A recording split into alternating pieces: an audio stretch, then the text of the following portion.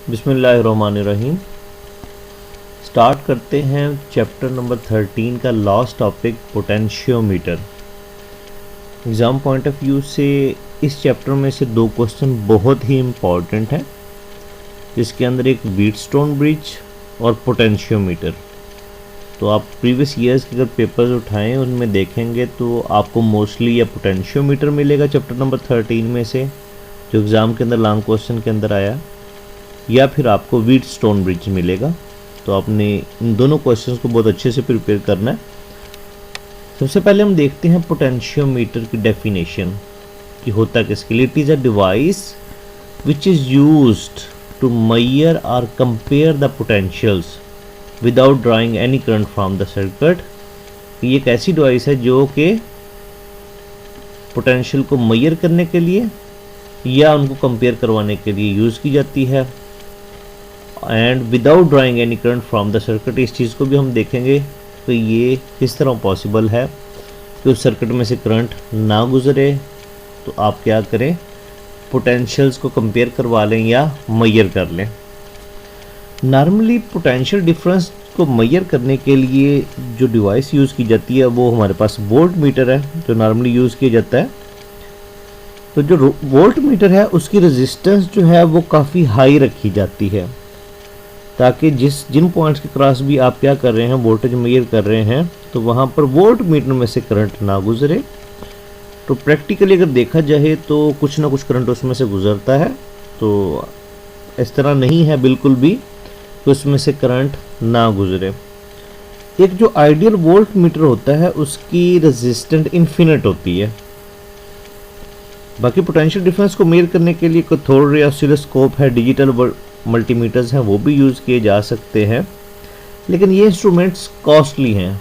तो आप लेक्चर्स देख सकते हैं जो हमने पढ़ा था कैथोड रे ऑसिलोस्कोप, उसको आप देख सकते हैं।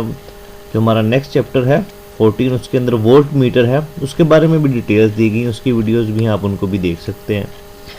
तो जो कैथोड रे ऑसिलोस्कोप की बात करें और डिजिटल वोल्ट मीटर की बात करें तो वो एक्सपेंसिव डिवाइसेस हैं। तो इसलिए फिर एक सिंपल इंस्ट्रूमेंट है जो इस मकसद के लिए यूज़ किया जा सकता है, उसको बोलते हैं पोटेंशियोमीटर।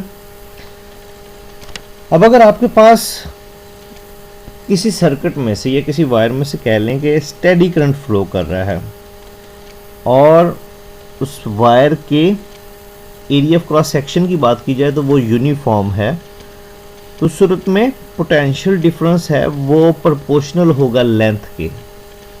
और करंट क्या है जी, स्टेडी फ्लो कर रहा है, यानी कि कांस्टेंट करंट है।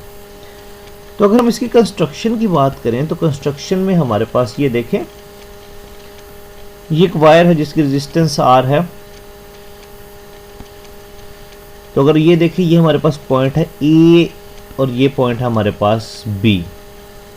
तो टोटल इस रेजिस्टेंस की बात करें तो ये टोटल रेजिस्टेंस की R है। यहाँ पर जो आपने एक चीज़ अंडरस्टैंड करनी है, ये C पॉइंट, ये स्लाइडिंग कॉन्टैक्ट है, ये इसकी मदद से हम इसको इस तरफ को भी लेके जा सकते हैं, स्लाइडिंग कॉन्टैक्ट को, और इस तरफ को भी लेके जा सकते हैं। यानी कि ये जो स्लाइडिंग कॉन्टैक्ट है इस तरफ भी जा सकता है B पॉइंट तक, और ये स्लाइडिंग कॉन्टैक्ट इस तरफ को भी जा सकता है। इससे होगा क्या, इससे रेजिस्टेंस चेंज होगी। तो इसी चैप्टर के अंदर टॉपिक है रियोस्टेट, उसमें आपने देखना है रियोस्टेट के अंदर इसी तरह आपके पास A B फिक्स टर्मिनल्स होते हैं, C जो है वो मूव कर सकता है और इससे आप रेजिस्टेंस चेंज कर सकते हैं। अब ये टोटल रेजिस्टेंस R है, यहाँ से लेके यहाँ तक A से B पॉइंट तक टोटल रेजिस्टेंस R है। अगर हम A और C पॉइंट की बात करें तो ये हमारे पास ये रेजिस्टेंस क्या है, स्मॉल r, और ये जिस तरह से ये अगर C पॉइंट इस तरफ को मूव करता है तो ये रेजिस्टेंस क्या होगी, चेंज हो सकती है। स्मॉल r क्या हो जाएगा, ज़्यादा रेजिस्टेंस बढ़ जाएगी। अब हम क्या करते हैं, इसी को एक सर्किट में लगाते हैं।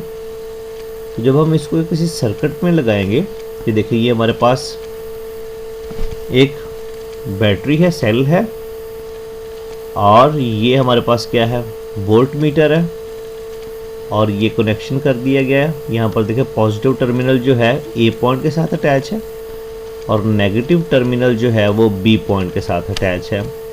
इट मीन्स ए पॉइंट जो है ये हाई पोटेंशियल पर होगा, पॉजिटिव के साथ अटैच है, और जो बी है वो ये नेगेटिव के साथ अटैच है, तो ये लो पोटेंशियल पर होगा।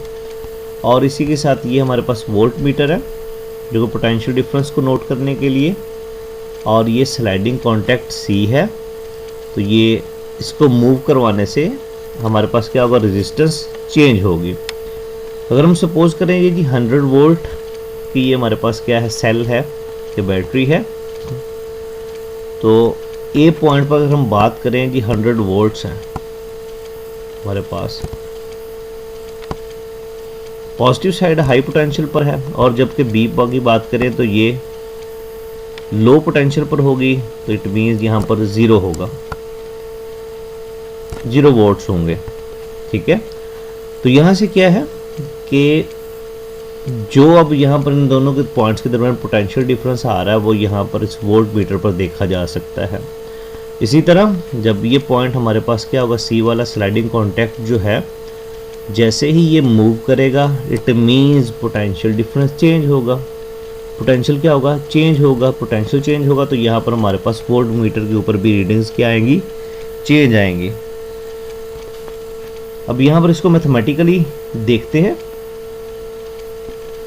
अगर हम इसकी इक्वेशन की बात करें, let E be the EMF of the cell, ये ईएमएफ है, देन बाय ओहम्स लॉ हमें पता कि V is equal to I R हो, तो उसको रीअरेंज करके लिखा हुआ, तो ये हमारे पास इक्वेशन हो जाएगी I is equal to V की जगह पे क्या आ जाएगा, E आ जाएगा डिवाइडेड बाई R।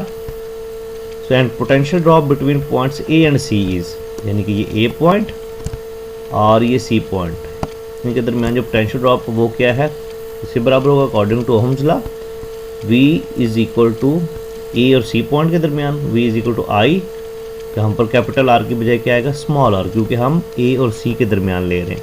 अगर A और B के दरमियान लेते तो फिर हमने यहाँ पर देखा था जिस तरह, वो फिर कैपिटल R यूज़ करते। So VAC is equal to IR। Simply अब क्या करें, यहाँ से I की वैल्यू उठाएं और इस इक्वेशन में पुट करें, हमारे पास इक्वेशन क्या आ जाएगी, VAC यानी potential drop across A and C is equal to E over R into small r, और यहाँ से हम इसको रीअरेंज करके लिख सकते हैं R over R into E आ जाएगा। अब किसी भी सर्किट के अंदर ये जो आपके पास EMF है और रेजिस्टेंस है ये क्या रहेंगी, ये कांस्टेंट रहेंगी। तो यानी कि यहाँ पर स्मॉल r और पोटेंशियल का रिलेशन आपस में क्या बन रहा है, डायरेक्टली बन रहा है। इट मीन्स हम यहाँ से क्या कर सकते हैं, R की वैल्यू चेंज करने से पोटेंशियल ड्रॉप क्या कर सकते हैं, वो चेंज कर सकते हैं। तो जैसे R की वैल्यू चेंज हो, कैसे होगी R की वैल्यू चेंज, अगर हम इस स्लाइडिंग कॉन्टैक्ट को इस तरफ को मूव करते हैं तब भी इस R की वैल्यू चेंज होगी, अगर हम इसको इस तरफ को मूव करते हैं फिर भी इस R यानी कि रेजिस्टेंस की वैल्यू क्या होगी, चेंज होगी, और उसके चेंज होने से यकीनन आपके पास पोटेंशियल भी क्या होगा, चेंज होगा। तो ये तो था हमारे पास पार्ट फर्स्ट। अब हम बात करते हैं अगर सिचुएशन कुछ इस तरह से हो कि आपने क्या करना है, अननोन ईएमएफ फाइंड करनी है। तो अननोन ईएमएफ फाइंड करने के लिए पहले तो आपने ये सर्किट याद रखना है, ये जो हमारे पास अरेंजमेंट थी इसमें हम क्या करेंगे, यहाँ पर एक बैटरी लगाएंगे जिसकी ईएमएफ जो हमें मालूम नहीं है वो हमने क्या करनी है, फाइंड करनी है, और इसी के साथ हम गलवानोमीटर लगाएंगे। तो ये नेक्स्ट मूव करते हैं जी हमारे पास ये वाली फिग आ गई। अब इसके अंदर ये देखिए आपके पास ये अरेंजमेंट है, ये ईएमएफ हमें नाउन है और ये ईएमएफ हमें नाउन नहीं है, हमें मालूम नहीं है, और ये हमने क्या करनी है, फाइंड करनी है कितनी है। यहाँ पर किया क्या हमने, यहाँ पर इसके साथ एक गलवानोमीटर लगा दिया। अब गलवानोमीटर लगा दिया है और ये मैंने आपको पहले बताया कि जो ये नाउन ईएमएफ है वो हम क्या है, इधर ए पॉइंट के साथ अटैच है, और ये जो अननाउन ईएमएफ जो हमने फाइंड करनी है कितनी है वो भी क्या करेंगे, उसका पॉजिटिव टर्मिनल ए पॉइंट के साथ अटैच करेंगे। और जबकि अब हम बात करें इस नाउन ईएमएफ के नेगेटिव टर्मिनल की, वो इस तरफ बी के साथ अटैच है और सी, तो ये नेगेटिव वाली साइड है, लो पोटेंशियल वाली है, और इधर से जो अननाउन ईएमएफ है हमारे पास उसका भी नेगेटिव क्या होना चाहिए, थ्रू गलवानोमीटर इसके साथ अटैच होना चाहिए, सेम पोटेंशियल्स पर आ जाएंगे। अब जब हम मूव करवाते हैं स्लाइडिंग कॉन्टैक्ट को राइट की तरफ या लेफ़्ट की तरफ, क्या होगा कि समटाइम ये वाली नाउन ईएमएफ ज़्यादा हो जाएगी, समटाइम अननाउन ईएमएफ है वो ज़्यादा हो जाएगी। लेकिन जब इस कॉन्टैक्ट को मूव करवा रहे हैं, इस तरफ लेके जा रहे हैं या इस तरफ लेके जा रहे हैं, एक पॉइंट ऐसा आता है कि जिसमें गलवानोमीटर की जो नीडल है वो डिफ्लेक्शन नहीं शो करवाती। मैं दोबारा रिपीट कर रहा हूँ कि जब हम इस स्लाइडिंग कॉन्टैक्ट को इस तरफ को मूव करवाते हैं या इस तरफ को मूव करवाते हैं, हमारे पास गलवानोमीटर के ऊपर रीडिंग आती है, ये वो जो नीडल है या राइट की तरफ मूव करेगी या लेफ़्ट की तरफ मूव करेगी। एक पॉइंट ऐसा आता है कि जिस सूरत में क्या हो कि ये गलवानोमीटर की जो है नीडल ये मूव नहीं करती, कोई मूवमेंट शो नहीं करवाती। वो ऐसा पॉइंट होगा जिस वक़्त इस नाउन सेल की ईएमएफ और इस अननाउन सेल की ईएमएफ ये दोनों क्या होंगी, बराबर होंगी उस सूरत में। तो उस वक्त हमारे पास गलवानोमीटर के ऊपर करंट की कोई इंडिकेशन नहीं आएगी। ये जो गलवानोमीटर है कोई करंट की इंडिकेशन शो नहीं करवाएगा। ये जो नीडल है ये रेस्ट में होगी। तो आपकी बुक के मुताबिक ये ई एक्सिस को शो करवाया गया है और ये हमारे पास ई है। तो इनकी हम इक्वेशंस देख लेते हैं। तो यहाँ पर क्या होगा कि इनिशियली हमारे पास कभी ये वाली नाउन ईएमएफ ज़्यादा हो जाती थी और कभी ये अननाउन ईएमएफ ज़्यादा हो जाती थी। लेकिन एक पॉइंट ऐसा है जिसमें ये नाउन और अननाउन दोनों क्या होगी, बराबर होगी। उस सूरत में यही इक्वेशन हमारे पास क्या बन जाएगी, V A C is equal to r over capital R into E. यही वाली इक्वेशन में क्या होगा, वी ए सी और ई एक्स दोनों क्या हो जाएंगे, बराबर। तो यहाँ से फिर हम वी ए सी की जगह पर पोटेंशियल अक्रॉस ए सी, यानी कि यहाँ पर इसकी जगह पर फिर हम लिख सकते हैं ई एक्स जो हमने फाइंड कर लिए। So small r over capital R into E हमारे पास इक्वेशन आ जाएगी। अब हम जो वायर यूज़ कर रहे हैं वो यूनिफॉर्म क्रॉस सेक्शनल एरिया की है। तो जब कोई भी वायर आप यूज़ करते हैं यूनिफॉर्म क्रॉस सेक्शनल एरिया के, उसके अंदर क्या होगा, रेजिस्टेंस जो होती है वो डायरेक्टली प्रोपोर्शनल होती है लेंथ के। ठीक है, तो इसी इक्वेशन को अब हम रीराइट करने जा रहे हैं। तो टोटल रेजिस्टेंस हमारे पास हमें मालूम है, टोटल ए से बी तक कितनी है, कैपिटल आर है, और ये टोटल लेंथ भी कितनी होगी, कैपिटल एल होगी। एंड जो हमारे पास ये रेजिस्टेंस स्लाइडिंग कॉन्टैक्ट और ये जो टर्मिनल है, इन दोनों के दरमियान जो रेजिस्टेंस वो क्या है, स्मॉल आर। तो यहाँ से इसकी जो लेंथ होगी वो भी क्या होगी, वो स्मॉल एल होगी। तो जहाँ पर स्मॉल आर है वहाँ पर स्मॉल एल लिखेंगे हम, एंड जहाँ पर कैपिटल आर है वहाँ पर कैपिटल एल। और ये इक्वेशन हमारे पास बन जाएगी E X is equal to L over capital L into E.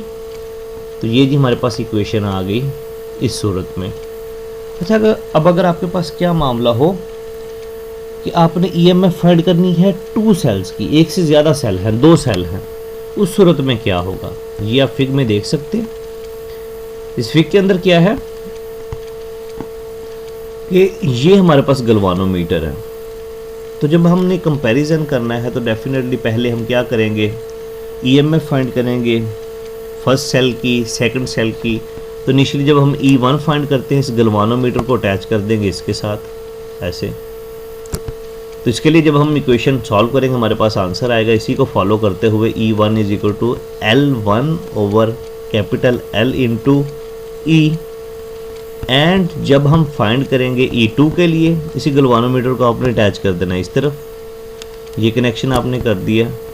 तो इसके लिए जो हमारे पास EMF आ जाएगी, that one is equal to E2 is equal to L2 over capital L into E आ जाएगा। अब सिंपली ये कंपैरिजन करना है दो EMF का। तो E1 को डिवाइड करवा दें E2 से। तब E1 को E2 से डिवाइड करवाएंगे तो आपके पास ये रिजल्ट आ जाएगा, E1 over E2 is equal to L1 over L2 आ जाएगा। तो इस तरह से आप क्या कर सकते हैं, कंपैरिजन करवा सकते हैं अगर आपके पास एक से ज़्यादा EMF हैं। अब यहाँ पर अगर हम इसके यूजेस की बात करें, पोटेंशियोमीटर के यूजेस की, इसमें सबसे पहले हमारे पास है कि हम मालूम कर सकते EMF किसी भी सेल की, जिस तरह हमने इस क्वेश्चन के अंदर देखा। And to compare EMF to cells, जिस तरह ये हमने निकाला, EMF कंपेयर कर सकते हैं टू सेल की। इसको as a potential divider use कर रहे हैं। अभी हमने देखा कि स्लाइडिंग कॉन्टैक्ट जो था C वो मूव कर सकता है, तो इसको हम पोटेंशियल डिवाइडर भी यूज़ कर सकते हैं। And to measure the internal resistance of the cell, कि किसी भी सेल की इंटरनल रेजिस्टेंस है वो आप क्या कर सकते हैं, इसकी मदद से फाइंड कर सकते हैं, मेजर कर सकते हैं। इसी क्वेश्चन को दोबारा देख लेते हैं स्टार्ट से। टॉपिक था हमारा potentiometer. So it is a device which is used to measure और compare the potentials without drawing any current from the circuit. इस स्टेशन को भी आपने देखा था, जिस सिचुएशन में क्या होगा, जो गैल्वानोमीटर है वो कोई डिटेक्शन शो नहीं करवाता। उस सूरत में हमने फिर क्या किया था, पोटेंशियल्स फाइंड कर लिए थे। ठीक है, एक नाउन पोटेंशियल था और एक अननाउन था। एंड फिर हमने ओहम्स लॉ की बात की, उसके अकॉर्डिंगली हमने सर्किट कंस्ट्रक्शन देखी। कंस्ट्रक्शन में ए और बी, एक वायर है जिसकी रेजिस्टेंस क्या है, आर है टोटल ए से बी तक, और ये स्लाइडिंग कॉन्टैक्ट है जो कि मूव कर सकता है, और इस स्लाइडिंग कॉन्टैक्ट और ए पॉइंट के दरमियान की जो रेजिस्टेंस है वो स्मॉल आर है। इसी के साथ फिर हमने क्या किया, वोल्ट मीटर लगाया। और जिस तरह अगर हम बात करें, सपोज़ हमें जी रिक्वायर्ड है इसकी जो EMF की बात की जाए, या अगर इसके वोल्ट्स की बात की जाए जी 100 वोल्ट्स इस बैटरी के, तो ये पॉजिटिव टर्मिनल इधर क्या होगा 100 होगा और इधर क्या होगा 0। अगर हमें क्या चाहिए 4 वोल्ट्स अगर जस्ट रिक्वायर्ड है हमें, तो हम क्या करेंगे, स्लाइडिंग कॉन्टैक्ट जो है उस तरफ मूव करेंगे, यानी कि इस तरफ को मूव करवाएंगे, इस तरफ को, और वोल्ट मीटर पर हमें रीडिंग शो हो रही होंगी। और जिस पॉइंट के ऊपर अगर हमें सपोज़ 4 वोल्ट्स रिक्वायर्ड है, ये वाला सपोज़ वो पॉइंट बनता है, तो यहाँ पर स्लाइडिंग कॉन्टैक्ट को रोक देंगे। यहाँ पर हमारे पास 4 वोल्ट्स शो हो रहे होंगे और उन्हीं को हमने क्या करना है, यूज़ करना है। और ये हमने इसको मैथमेटिकली सॉल्व किया, पोटेंशियल ड्रॉप की बात की। ठीक है, तो ये इसको मैथमेटिकली हमने सॉल्व किया, वैल्यूज़ पुट की। वैल्यूज़ पुट करने के बाद फिर हमने क्या किया, नेक्स्ट हमने ये हमारे पास एक नाउन EMF एंड ये हमारे पास क्या थी, अननाउन, और इसको बुक के अंदर क्या नाम दिया गया है, EX का नाम दिया गया है। बुक के अंदर ये मिसिंग है ये चीज़, तो ये EX है हमारे पास, और ये गैल्वानोमीटर है।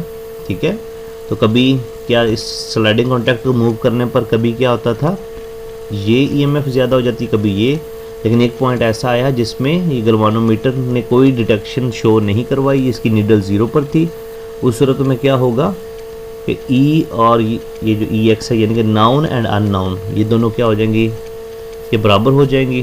उस सूरत में फिर हम ने इस इक्वेशन को रीराइट किया और ये पोटेंशियल इसके बराबर लिख दिया EMF के। एंड मज़ीद हम जो वायर यूज़ करें यूनिफॉर्म क्रॉस सेक्शन एरिया की है, तो उसमें रेजिस्टेंस जो है वो L के प्रोपोर्शनल होती है। वैल्यूज़ हमने पुट की एंड एट दी एंड हमने फिर क्या किया, अगर एक से ज़्यादा सेल है आपके पास, जिस तरह यहाँ पर 2 सेल्स हैं, उनका कंपैरिजन किया, कंपैरिजन ऑफ 2 MF सेल्स, इनको सॉल्व किया। E1 को डिवाइड करवा दे E2 से, यहाँ से L जो है वो हमारे पास कैंसिल हो जाएंगे, E से E कैंसिल हो जाएगी, और ये जी हमारे पास रिजल्ट आ गया, E1/E2 is equal to L1/L2। और ये एट दी एंड हमने पोटेंशियोमीटर के यूजेस भी देख लिए। बड़ा ही इंपॉर्टेंट क्वेश्चन है। So Wheatstone bridge and potentiometer, इन दोनों क्वेश्चंस को आपने बहुत अच्छी तरह से तैयार करना है। तो ये था चैप्टर नंबर 13 का लास्ट टॉपिक, और इसी के साथ हमारा ये चैप्टर कंप्लीट हो गया। इंशाल्लाह अब हम नेक्स्ट चैप्टर शुरू करेंगे। शुक्रिया।